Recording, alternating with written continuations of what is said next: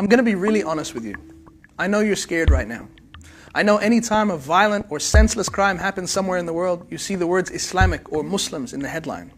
I know it sounds like Islam is the problem, but we have to ask ourselves, is Islam really the root cause of all these fears?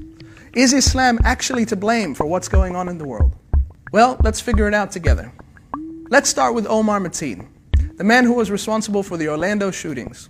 According to many reputable sources, he was described as an extreme alcoholic, an active homosexual, and a man who would frequently beat and abuse his wife. He was described as being a man that was mentally unstable and not a devout Muslim. Clearly, this man led a life that could hardly be called Islamic by anyone. So should we blame Islam and the teachings of Islam for being the motivation for his crime? And let's look at Muhammad Boulel, who drove a truck through a sea of innocent people in France, killing over 80 people. He was also an alcoholic and a frequent drug user. His father said about him that he doesn't pray and doesn't fast and has no connection with any of these things.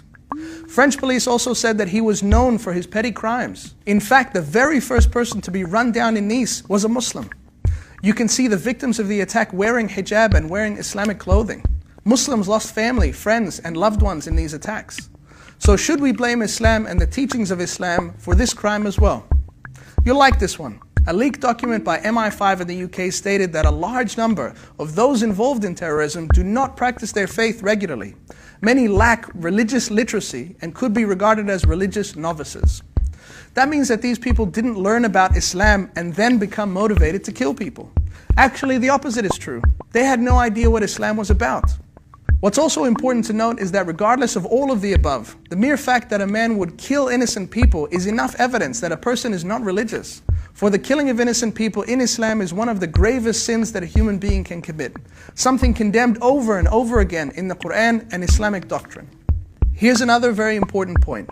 Whatever we call them, terrorists or extremists or murderers, they have killed hundreds of Muslims, thousands of Muslims. Let's not forget the attacks that have taken place in Iraq, in Turkey, in Syria, and maybe most critically, at the mosque of the Prophet Muhammad, peace be upon him, in Medina, in Saudi Arabia, just meters from where he's buried.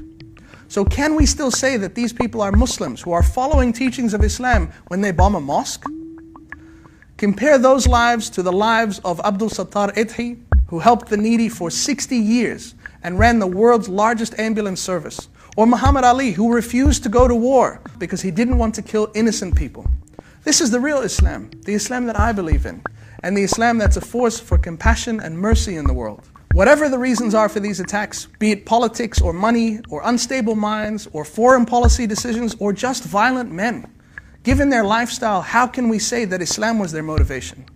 And lastly, a sincere message to anyone who's watching this. The world feels like a crazy place right now. If you want to know about Islam, go and find out. Go to your local mosque, have a conversation, chat to a Muslim co-worker. This is an opportunity for all of us globally to come together and face the things that threaten all of us. It's not Islam that you need to be afraid of.